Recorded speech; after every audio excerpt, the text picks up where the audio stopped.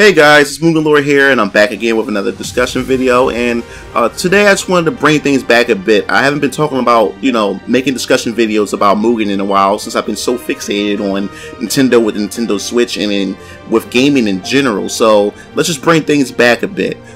Today I just had a topic that's been on my mind, and I wanted to share with you guys because hopefully we can have a discussion about it, because this has been on my mind. I've just been noticing, not a correlation, I guess. It's just something that I've just been observing. So let's just step into it. The topic I want to talk about today is, has the revival of the fighting game genre, has that affected or impacted Mugen in a negative way? And I just want to bring things back to when I first started Mugen back in 2006, I believe. And I noticed that during this time, me as a casual fighting game player, to me it seemed like it had fighting games, as far as the growth of new fighting games, it became a market where it's just been oversaturated with fighting games, and it seemed like fighting games had pretty much had suffered a drought period, and the games that was pretty much been played by the competitive community has been Street Fighter Third Strike. You had your Capcom versus SNK, you had your Tekkens and your King of Fighters, but it seemed that was the only game, and plus, Marvel vs. Capcom 2, can't forget that as well. But it seemed like those were the only games that competitive players were competing in.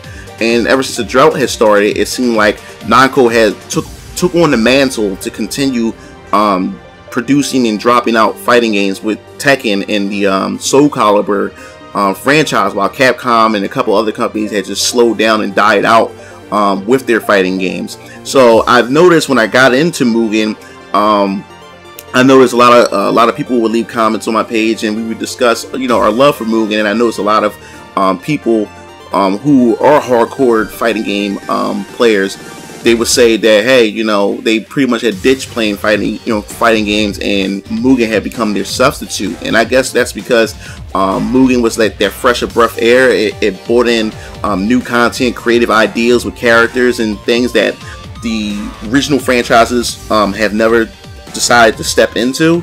So it was kind of like a renaissance period for Mugen, because there was a lot of talented developers who created characters, screen packs, and all kinds of tools and resources. And I noticed that, and it seemed like there was a big boom in the community at their time, especially with forums. Newer forums were coming out, big resources, resource banks were coming out at this time.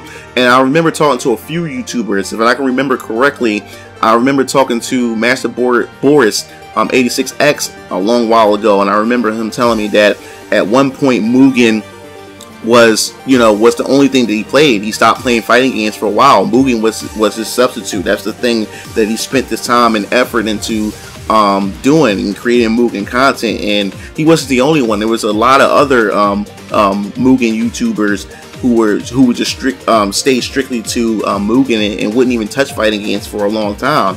But then it seemed like there was a shift, as I noticed, because I remember at the time, I believe 2008 or 2009, I pretty much stopped Mugen for a while, because personal things came up, and I had a lot of things in my life that was going on, and I just stepped away, stepped back from Mugen.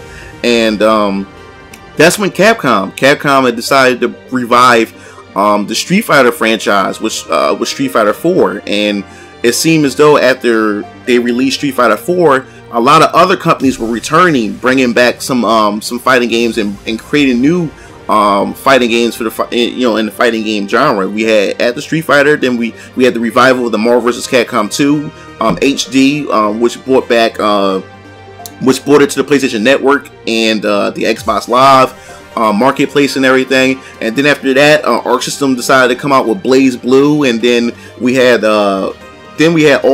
Then we had Marvel vs. Capcom 3, and then Ultimate Marvel vs. Capcom 3. Then we had Street Fighter Cross Tekken 6.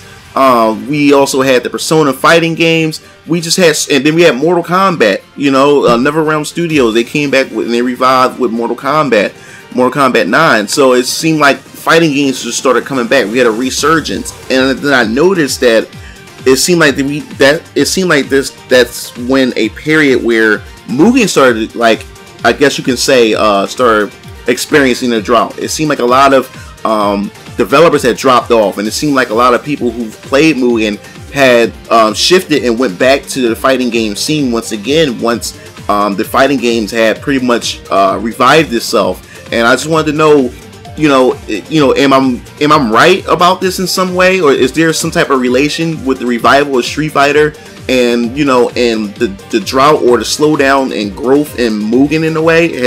Are they related in some way, or is there some connection? Is there some truth to it in some way that people have just wound up ditching Mugen and going right back to playing fighting games, since fighting games have become interesting? Because now we have Street Fighter 5 that's out now. We have Mortal Kombat X. We have Injustice 2 coming out, and it seemed like it's not going to stop. And I also forgot Tatsunoko versus Capcom, but it seemed like fighting games is here to stay.